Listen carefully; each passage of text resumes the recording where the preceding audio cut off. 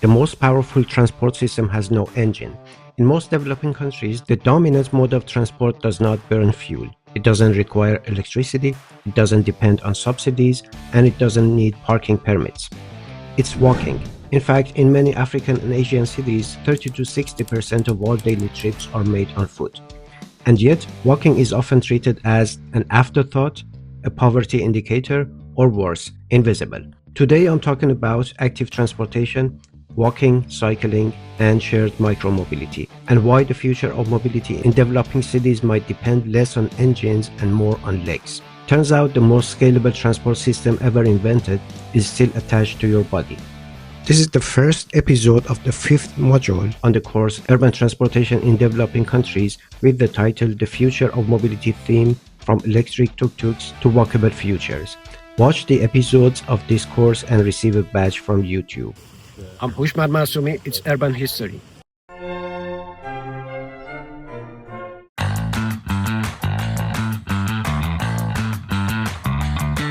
Let's start with the numbers. In many developing cities, 50% of all trips in cities like Nairobi are walking.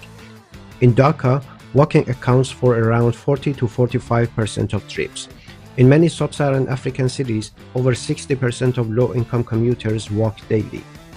And yet, sidewalks often occupy less than 10% of road space. Pedestrian fatalities account for about 30 to 40% of traffic deaths in many developing cities, and investment in pedestrian infrastructure is typically less than 5% of transport budgets. So the mode that moves most people receives the least attention. If walking were a corporation, it would sue the city for neglect.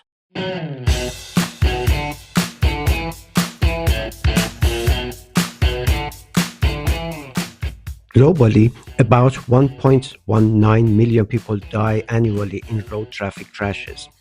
In many developing countries, pedestrians represent a large share of victims. For example, in India, pedestrians account for about 20 to 25% of traffic fatalities. In Kenya, pedestrian fatalities are consistently high, often more than 30%. In African cities, informal crossing environments multiply risks. Why? Because of lack of sidewalks, poor lighting, wide arterial roads, and no safe crossings. Active mobility without protection becomes vulnerability. In too many cities, walking is free, but dangerously so.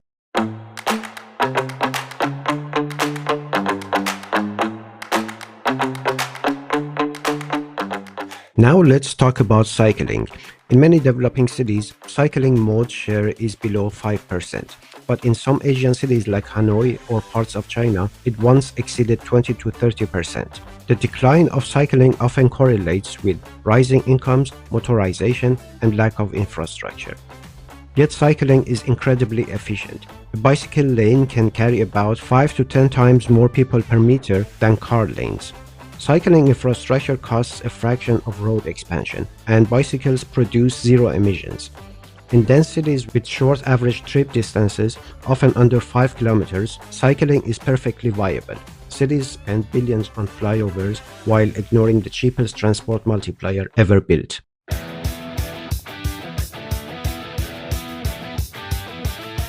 There is a dangerous assumption in many developing cities, and that is active transport equals poverty or cars equal progress. But data contradicts this. In some high-income cities, like Amsterdam, about 30% of all trips are made by bicycle. In Copenhagen, about 35% bicycle mode share. Paris dramatically increases cycling after reallocating street space. Active mobility is not backward, it's strategic. Developing cities that skip investment in walking or cycling often lock in car dependence, increase congestion, and multiply infrastructure costs. When cities abandon bikes for cars, traffic wins immediately.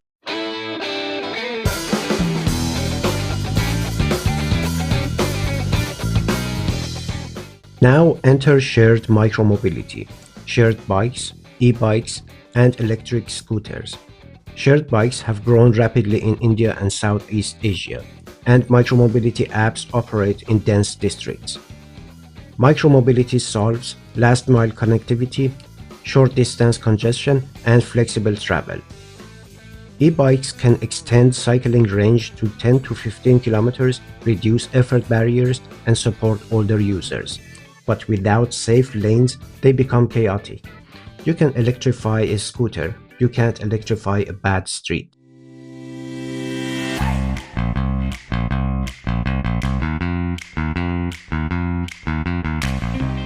Active transport is not about culture, it's about space. In most developing cities, 60 to 80% of road space is allocated to motor vehicles.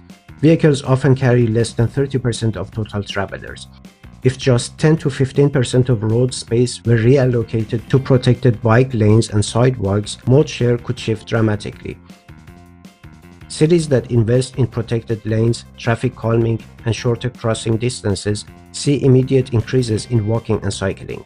Road space is political real estate, and cars have the biggest lobby.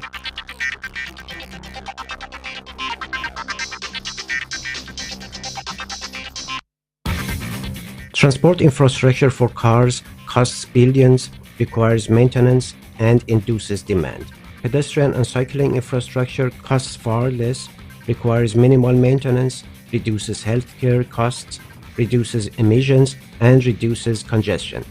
In economic terms, every 1 kilometer shifted from car to walking reduces congestion externalities. Healthcare savings from active mobility are measurable. Sometimes the cheapest infrastructure is the one people already own.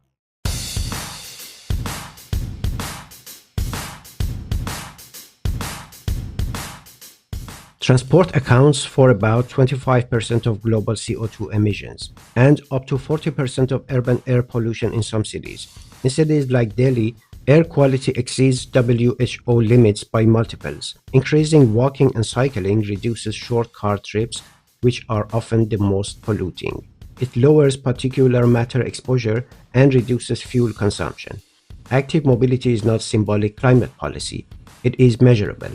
Every short car trip replaced by a walk is a tiny rebellion against smog.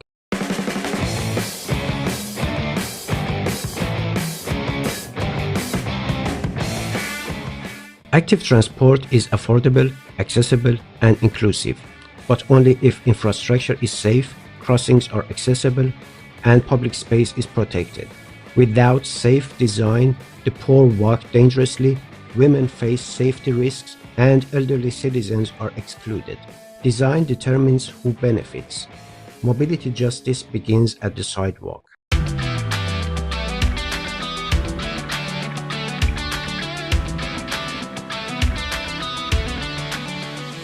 Rapidly urbanizing cities are still shaping street networks, still building new corridors, and still allocating space.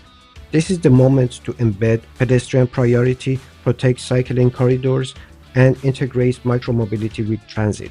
Once roads are fully car-dominated, reversal becomes politically painful. It is much easier to paint a bike lane than to remove a flyover.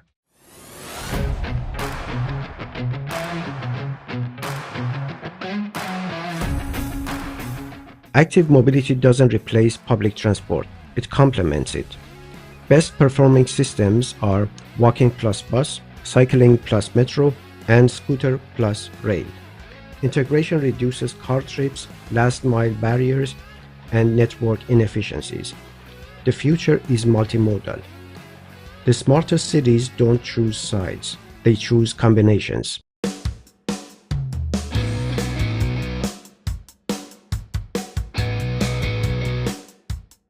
Now, as usual, let's bring this back to your city. What percentage of trips are still made on foot where you live? Do sidewalks exist or are they theoretical? Is cycling treated as transport or as recreation? Has shared micromobility improved access or increased chaos? And the big question, if your city reallocated just about 10% of road space tomorrow, would active mobility explode or remain invisible?